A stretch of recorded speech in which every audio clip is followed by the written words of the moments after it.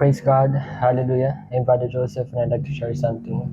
See, Jesus loves you. Jesus died on the cross and rose again for you.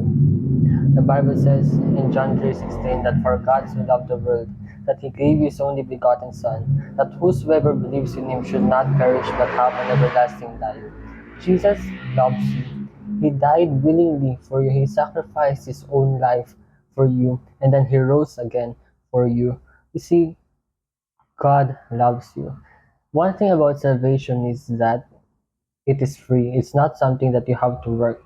It's something that is given by God freely. You see, if somebody gives you a gift, that gift, you don't have to pay for it because it is a gift. And the person is giving it to you willingly. And that is the same thing with the gospel, with Jesus. You see, salvation is free. It's not something that you work for. It's something that is free, freely given by God.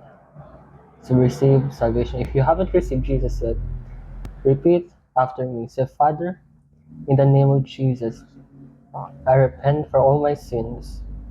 I know that I am a sinner who is in need of a Savior. I need you, Jesus.